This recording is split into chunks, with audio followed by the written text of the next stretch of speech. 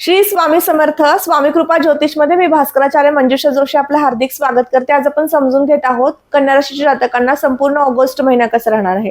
August महिन्यामध्ये शिक्षण, आरोग्य, वैवाहिक सौख्य, वाहन वास्तूचे योग आणि त्याचबरोबर उद्योग, नोकरी, व्यवसाय यातनं मिळणारे उत्तम लाभ प्राप्तीचे संकेत कशा पद्धतीने असणार आहेत याची संपूर्ण माहिती जाणून घेत आहोत. चला तर मग माहितीला सुरुवात करूया. तुम्ही आपल्या चॅनलवर नवीन असाल नक्की चॅनलला सबस्क्राईब करायला विसरू नका आणि त्याचबरोबर आजचा हा व्हिडिओ जर आवडला तर व्हिडिओला लाईक आणि शेअर करायला सुद्धा विसरू नका. तुमच्या राशीप्रमाणे आपण माहिती घेतो आहोत, त्यामुळे राशी कुंडलीचा अभ्यास आपण करताना लग्न भावापासून आपण आपला स्वतःचा आत्मविश्वास पाहतो. तर या ठिकाणी मंगळदेव आहेत, त्यामुळे प्रचंड आत्मविश्वास तुमच्यामध्ये निर्माण करून देणारी स्थिती आहे. बुधदेवांच्या राशीमधनं जेव्हा मंगळदेव गोचर करतात त्यावेळेस बुद्धिचातुर्याच्या जोरावर तुम्ही मोठमोठी आव्हानं पेलवू शकता आणि त्या माध्यमातनं त्यातनं मार्ग सुद्धा काढू शकता. एखाद्या विशिष्ट अडचणी आहेत त्या अडचणीतनं मार्ग काढण्याचे शुभ संकेत सुद्धा या महिन्यात आहेत. आणि याचबरोबर राशीचे जे स्वामी आहेत बुधदेव, ज्यांचं गोचर शुक्रयुक्त लाभात नाही, त्यामुळे तुम्हाला हा संपूर्ण महिना स्मार्ट वर्क करण्याकडे तुमचा कल राहू शकतो आणि त्यातनं मोठ्या प्रमाणातनं लाभ प्राप्तीकडे तुमचा प्रवास सुरू होऊ शकतो. धनस्थानाकडे जाऊया. धनस्थानामध्ये तूळ रास येते. धनस्थानाचे अधिपती शुक्रदेव बुधयुक्त लाभातनं गोचर करतायत. नक्कीच मोठ्या गुंतवणुकी तुमच्या जीवनामध्ये या दरम्यान घडणार आहेत. करायच्या असतील नक्की हाती घ्या. ती कामे मार्गी लागून देण्यासाठी शुक्रदेवांची कृपा. कुटुंबाच्या सौख्याच्या दृष्टीने हा महिना संमिश्र आहे. काही अंशी मतभेद कलह होतील, परंतु त्यातनं तुम्ही लवकर बाहेर पण पडू शकाल. तृतीय स्थानात असणारी मंगळ देवतेची रास, मंगळांचं गोचर लग्नातनं होतंय. मंगळदेव लग्नस्थानात आल्यानंतर तुम्हाला जीवनामध्ये परिश्रम अधिक करवतात, परंतु त्या परिश्रमाचे योग्य ते फळ सुद्धा निर्माण करून देतात. कारण त्रिकोणाचे स्वामी केंद्रातनं गोचर करतायत, अधिक शुभ फळे देणारच. आणि त्याचबरोबर तुम्हाला जे काही प्रवास तुम्ही करताय त्या प्रवासातनं सुद्धा लाभ प्राप्ती होते. अर्थात टूर्स अँड ट्रॅव्हल्स संदर्भातील बिझनेस करणारा वर्ग जो आहे त्यांच्यासाठी अत्यंत शुभ स्थिती या संपूर्ण महिनाभरामध्ये आहे. याबरोबर कला क्षेत्रामध्ये जो वर्ग काम करतो, संभाषण क्षेत्रामध्ये काम करतो, यांच्यासाठी सुद्धा अतिशय शुभ स्थिती आहे. तुम्ही नवीन क्लास सुरू करू इच्छिता, तुमच्यासाठी शुभ स्थिती आहे, नक्कीच सुरू करा. तुम्हाला मोठ्या प्रमाणात लाभाचे योग आहेत. याबरोबरच तुम्हाला या दरम्यान प्रवासाचे योग वारंवार येणार आहे असंही सांगितलं, परंतु प्रवासामध्ये तुम्हाला अधिक त्रास होऊ शकतो. धावपळ झाल्यामुळे थोडासा आरोग्यावर त्याचा परिणाम होऊ शकतो. विशेष काळजी घ्यायची आहे प्रवासासाठी. त्याचबरोबर तृतीय स्थान हे परिश्रमाचे, पराक्रमाचे आहे, कीर्ती प्रसिद्धीचे आहे, नेमफेमचे आहे असं सांगितलं. तर यासाठी शुक्रदेवांची स्थिती आणि मंगळदेवांची स्थिती या दोघांचा होणारा लाभ योग, त्रिकोणाचे स्वामी केंद्रात आहेत आणि ते तुम्हाला शुभ फळे मिळवून देणारी स्थिती या महिन्यात दिसून येत आहे. राशी कुंडलीतील चतुर्थ स्थानाकडे जाऊयात.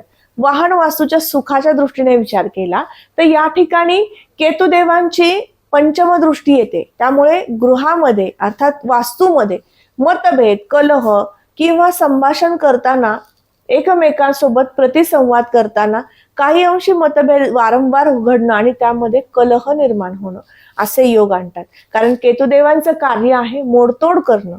नातं असू दे किंवा एखादी क्रिया असू दे, काम असू दे, यामध्ये व्यत्यय आणण्याचं काम हे केतुदेव करत असतात. ते 12व्या घरामध्ये आहे. परंतु 16 ऑगस्ट नंतर या गोष्टीमध्ये परिवर्तन घडेल. तुमच्या जीवनामध्ये केतुदेव जे विशिष्ट प्रमाणामध्ये घरामध्ये वादावाद, कलह निर्माण करतात, गृहसौख्य मिळू देत नाहीयेत, तर ते मिळवून देण्यासाठी शुभ स्थिती निर्माण होत आहे. आणि ती तारीख म्हणजे 16 ऑगस्ट. 16 ऑगस्ट नंतर यामध्ये बदल होणार आहे. मतभेद घरामध्ये कमी होतील, गृहसौख्य मिळेल. रविदेव केतुदेव युतीमध्ये आल्यानंतर कोणते फळ तुम्हाला प्राप्त करून देणार आहेत, अधिक कोणती चांगली संधी आणणार आहेत, यासाठी एक सेपरेट व्हिडिओ केलेला आहे, आपल्याच या युट्यूब चॅनलवरती अपलोड आहे, नक्की जाऊन तोही समजून घ्या. राशी कुंडलीतील पंचम स्थानाकडे जाऊयात. 5वं घर शिक्षण, संतती आणि प्रेम प्रणय दर्शवतं. जाऊयात पंचम स्थानामध्ये असणारी मकर राशी.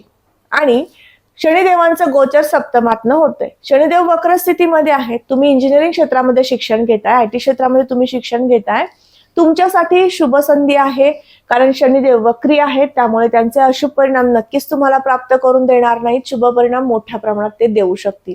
याचबरोबर तुम्ही मेडिकल क्षेत्रामध्ये शिक्षण घेताय, शिक्षक वृंद म्हणून तुम्ही काम करताय, तुमच्या सगळ्यांसाठी एक शुभ संकेत आणखीन घडून येतोय. म्हणजे या ठिकाणी येणारी बुधदेवांची आणि शुक्रदेवांची शुभ दृष्टी, यामुळे तुमच्या वाणीमध्ये प्रभुत्व निर्माण करून देणारी स्थिती उत्पन्न होईल बुधदेवांच्या कृपेने. आणि शुक्रदेवांच्या कृपेने तुम्ही स्मार्ट वर्क कराल.